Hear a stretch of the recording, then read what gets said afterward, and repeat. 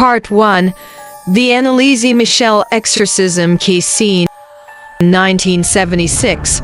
A horrifying case from West Germany shocked the entire world. A young woman died after undergoing dozens of exorcism rituals performed by Catholic priests. But what made this case so disturbing was the evidence left behind: audio recordings of the rituals that many people still find terrifying to listen to today. The woman's name was Anneliese Michel, and her story remains one of the most controversial and chilling exorcism cases in modern history. A quiet life before the darkness. Anneliese Michel was born in 1952 in the small Bavarian town of Liebelfing in West Germany. She was raised in a deeply religious Catholic family. Friends and teachers described her as a kind and intelligent girl who dreamed of becoming a teacher. For most of her childhood, nothing about her life seemed unusual, but everything changed when she was 16 years old. In 1968, Anneliese suddenly suffered a violent seizure at school. Doctors later diagnosed her with temporal lobe epilepsy, a condition that can cause seizures and strange sensory experiences. At first, her family believed medication would solve the problem, but the symptoms only became more disturbing. The visions began long after her diagnosis. Anneliese began claiming that she could hear voices whispering to her. She said the voices were cruel and hateful. They told her that she was cursed and that she belonged in hell. Soon she began seeing terrifying visions. According to Anneliese, shadowy demonic faces appeared on the walls of her bedroom at night. She said the figures mocked her and threatened her soul. Doctors believed she was experiencing severe psychiatric symptoms and prescribed strong medications. But nothing seemed to help. Over the next few years, Anneliese's behavior became increasingly frightening. She began screaming uncontrollably. She tore off her clothes during fits of rage. At times she crawled on the floor barking like a dog. Other times she refused to eat or drink for days. Her family became convinced that something supernatural might be happening. Desperate for help, Anneliese's parents turned to the Catholic Church. After years of requests, the church finally agreed to investigate her case. One of the priests who examined her was Ernst Alt. After observing Anneliese's behavior, Father Alt believed she might be possessed by demonic forces. In 1975, the church granted permission for a formal exorcism. 2 priests were assigned to perform the ritual. Over the next 10 months, they carried out 67 separate exorcism sessions. Each ritual sometimes lasted up to 4 hours. During the rituals, Anneliese's behavior reportedly became terrifying. Witnesses said her voice would suddenly change into deep, aggressive tones. She claimed that several demons were living inside her body. Among the names she mentioned were Lucifer, Judas, Nero, and even Hitler. Recordings from the exorcism still exist today. In the audio tapes, Anneliese can be heard screaming in pain, growling, and speaking in voices that sound almost inhuman. Some listeners believe the recordings prove something supernatural was happening. Others believe the sounds are simply the result of extreme psychological suffering. But regardless of the explanation, the recordings remain deeply disturbing. As the exorcisms continued, Anneliese's physical condition rapidly deteriorated. She stopped eating almost entirely. Her body became dangerously weak. By the summer of 1976, she weighed barely 30 kilograms. On July 1, 1976, Anneliese Michel died in her home. She was only 23 years old. The official cause of death was severe malnutrition and dehydration. Her death shocked the entire country. Authorities soon launched an investigation into what had happened. Both priests who performed the exorcisms along with Anneliese's parents were charged with negligent homicide. During the trial in 1978, the court played the exorcism recordings as evidence. The audio stunned everyone in the courtroom. Some believe the case was a tragic example of untreated mental illness. Others believe the recordings proved that something far darker had been at work. In the end, The court found the priests and the parents guilty. They were given suspended sentences and placed on probation. A case that still haunts people today, decades later. The story of Anneliese Michel continues to disturb people around the world. Some see the case as a tragic failure of medical care.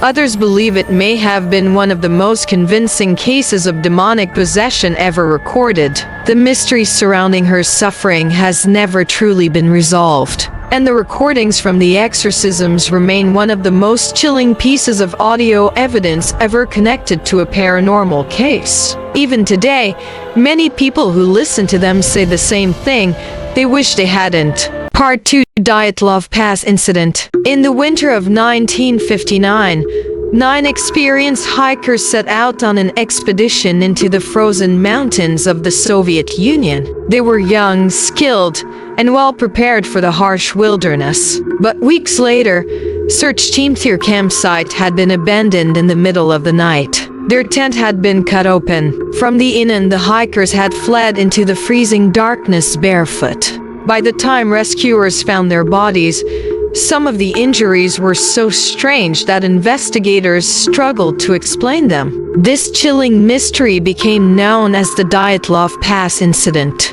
And more than 60 years later, it remains one of the most terrifying unsolved mysteries in history.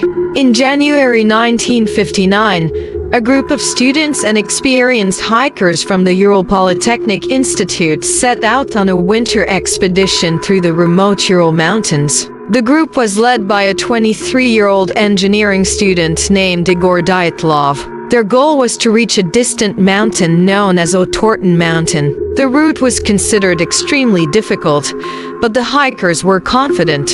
All 9 members of the group were experienced and physically fit. They carried proper gear, warm clothing, and enough supplies to survive the harsh winter conditions. Before leaving, Igor Dyatlov promised friends that he would send a telegram when the group returned. But that message never came. When the hikers failed to return by the expected date, concern quickly began to grow. Search teams were sent into the mountains. Days later, rescuers finally located the group's campsite on the slope of a mountain later named Dyatlov Pass. What they discovered was deeply unsettling. The hiker's tent was still standing, but it had been slashed open from the inside.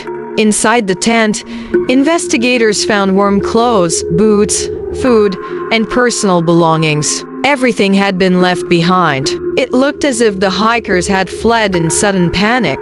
Footprints in the snow revealed that the group had walked away from the tent barefoot or wearing only socks.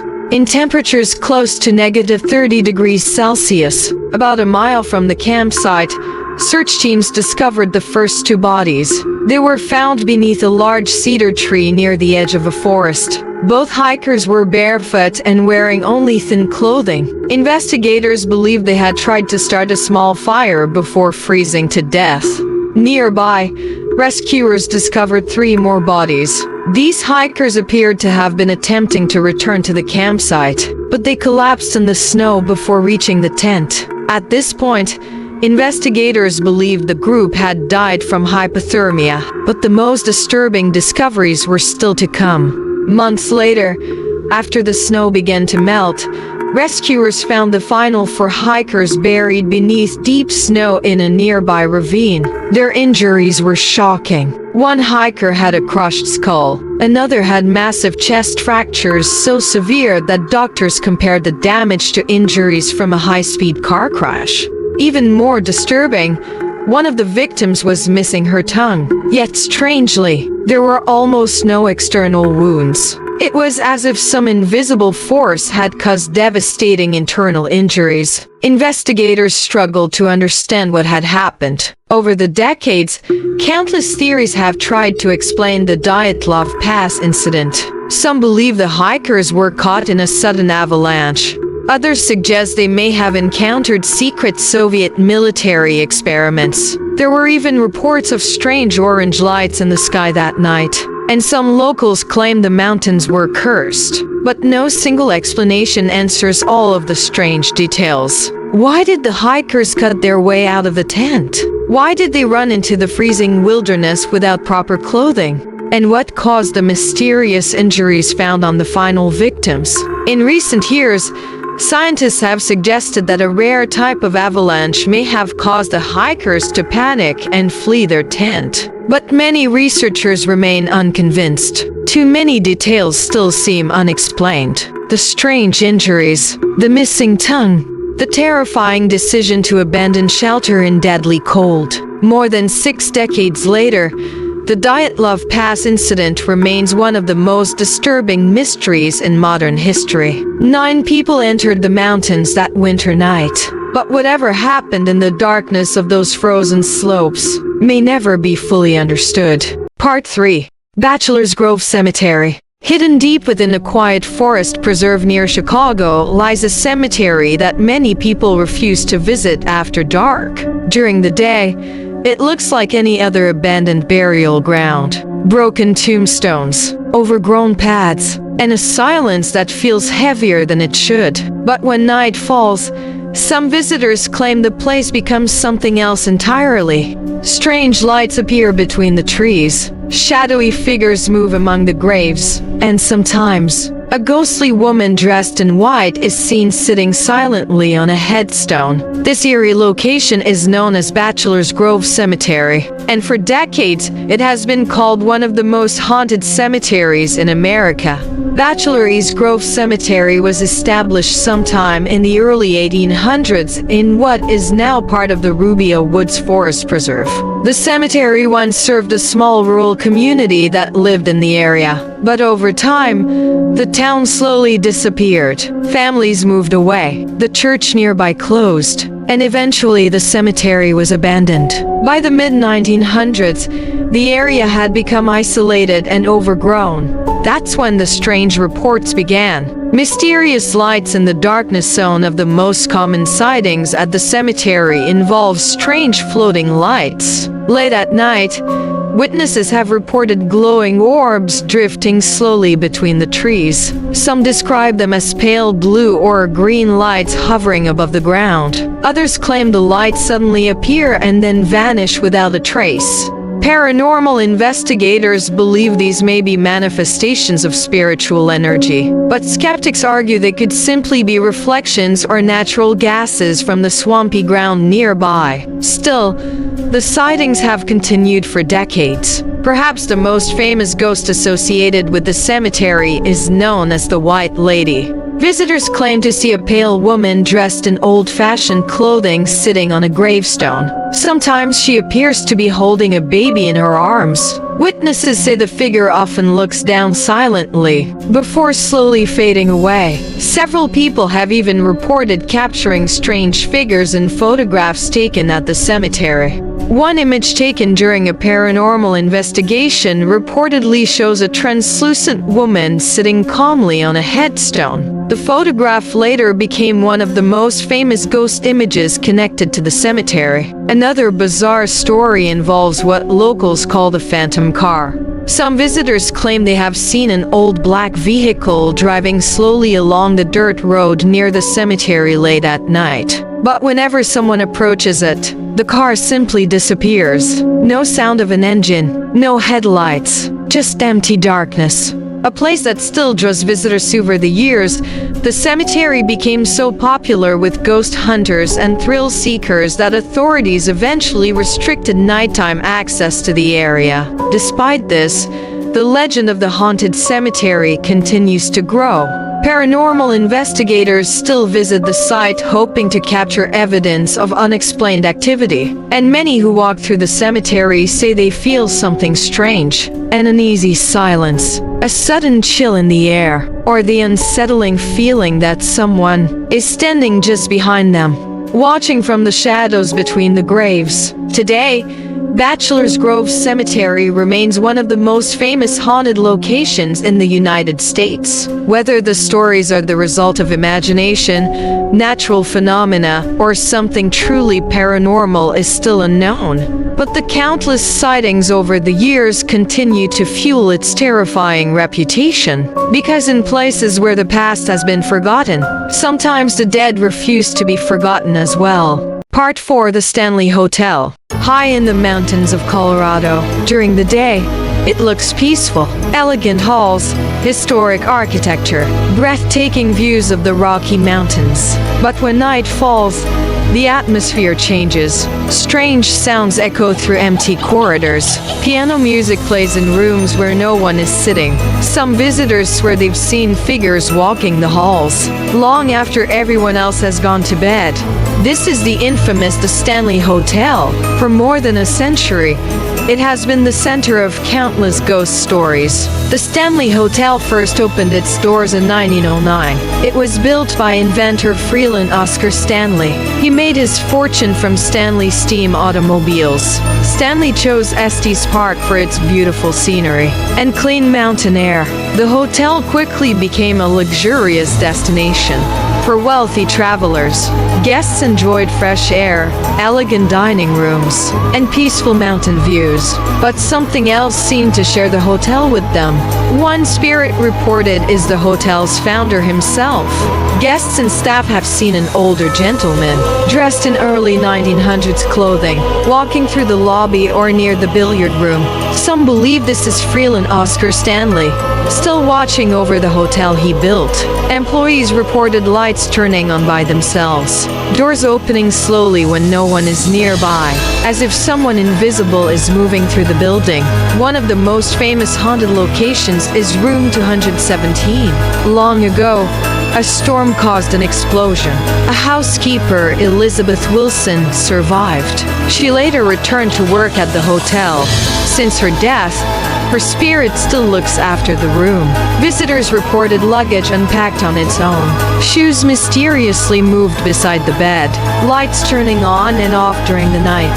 Some guests felt someone gently tucking them into bed, but when they opened their eyes, no one was there. Another strange phenomenon involves children. Late at night, guests hear children laughing or running.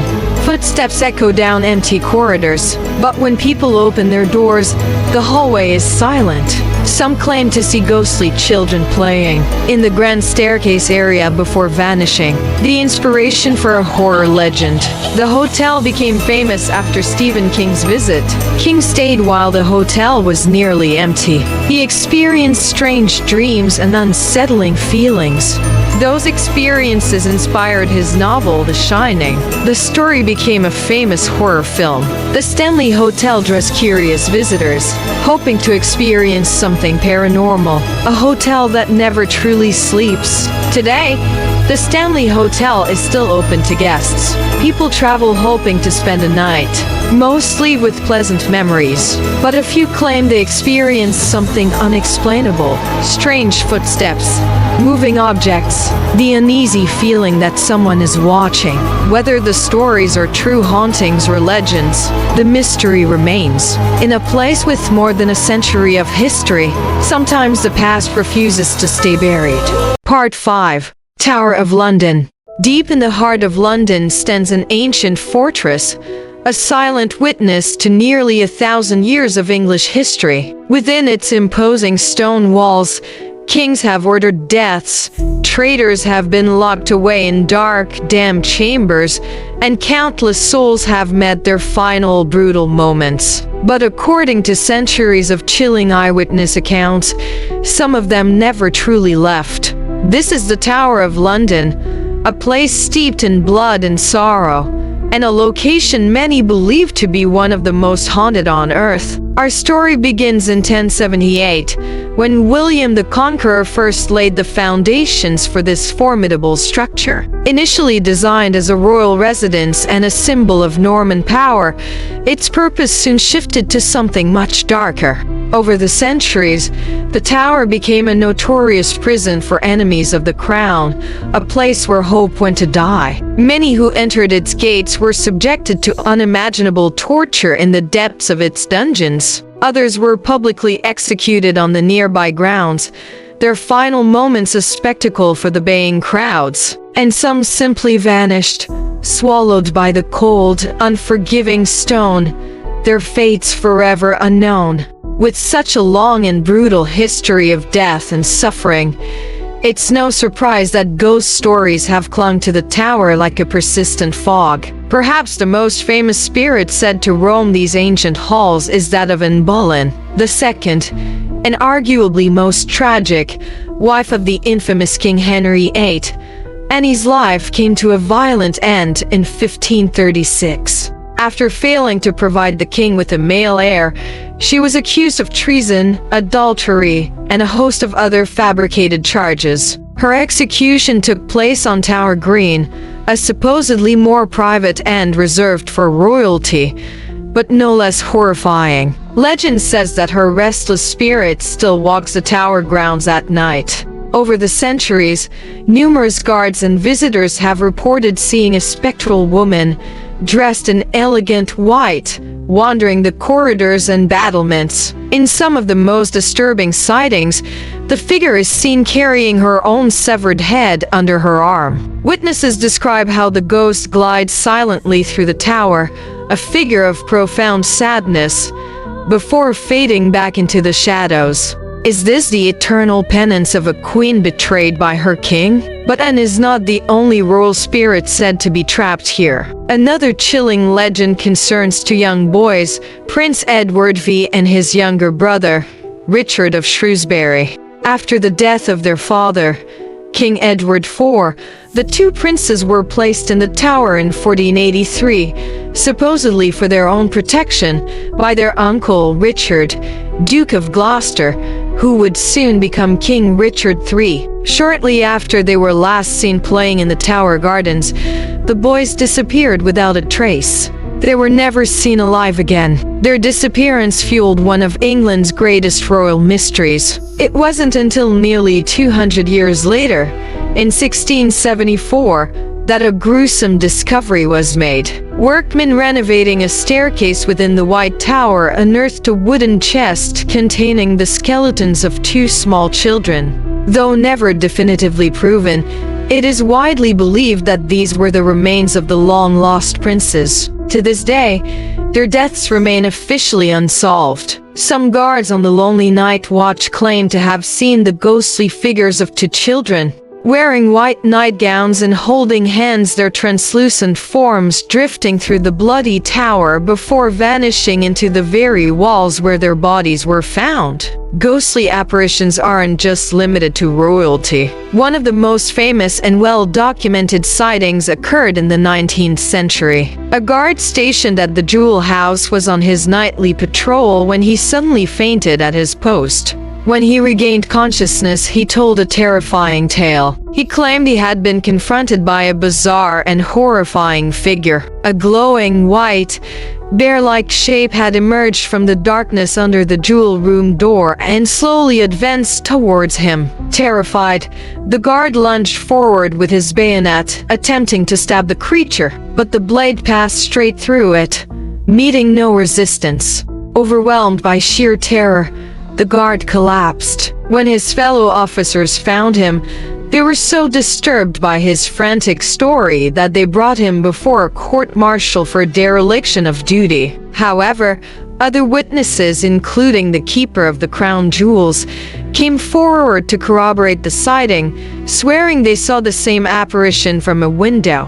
Convinced of the guard's sincerity and sanity, the court, in a highly unusual move, acquitted him. He was quietly dismissed from service, his life forever changed by his encounter with the unexplainable. Today, the Tower of London is one of the UK's most popular tourist attractions. Millions of visitors from around the world walk through its historic halls each year, soaking in the rich history. But even with the bustling crowds, some claim the tower still holds onto the secrets of its dark past. Staff members who work there after the gates have closed to the public have reported strange, unexplainable phenomena. The sound of disembodied footsteps echoing through empty corridors, sudden, inexplicable cold spots in sealed-off rooms, doors slamming shut on their own. And perhaps most unnerving of all, the distinct and overwhelming feeling that you are not alone,